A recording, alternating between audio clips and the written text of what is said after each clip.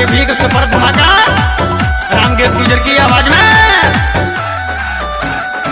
Manoj studio Dholpur, director Manoj भाई धौलपुर, लेखक देवेंद्र हर्षण लालौनी कपड़ा। क्या बात है छोरे,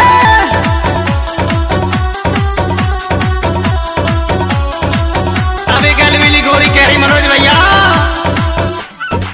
मेरे रंग बिरंगे की नजर मत दीजो दारी के।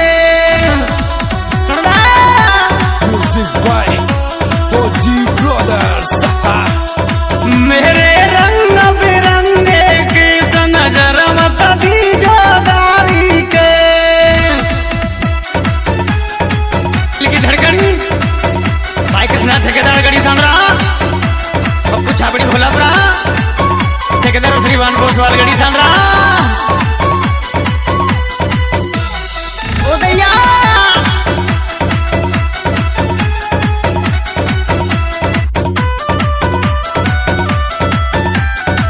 क्या बात है, हम जी लव यू।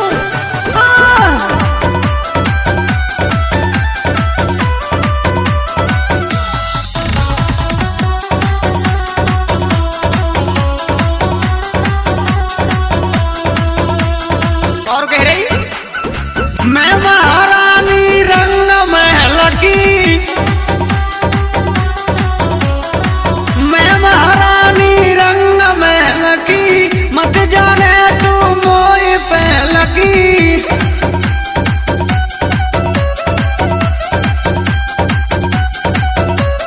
हरे के मोकू देख उड़े तेरे होश नजर मत दीजो दारी के।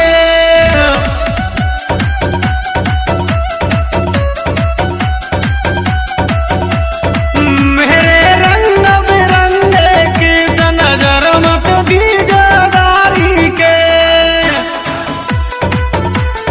जसवंत भाई धौलपुर, उदयवान पहलवान धौलपुर,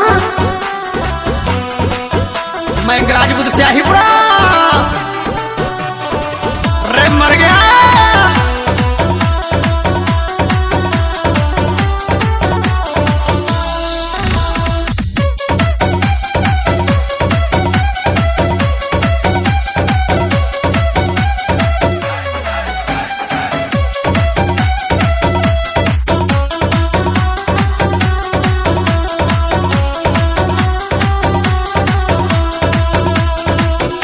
अरे गले में माला माथे बेंदी, गुलाब है रही, गले में माला माथे बेंदी, दो हाथन में रजनी मेहंदी। चमक मार रही सिंह भैया,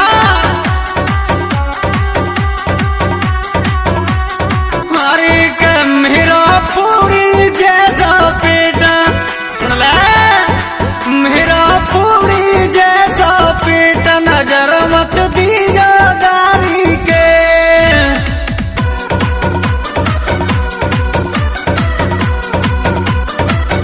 सूरज कंथन रे ढरा, सोनू कंथन रवत कपड़ा।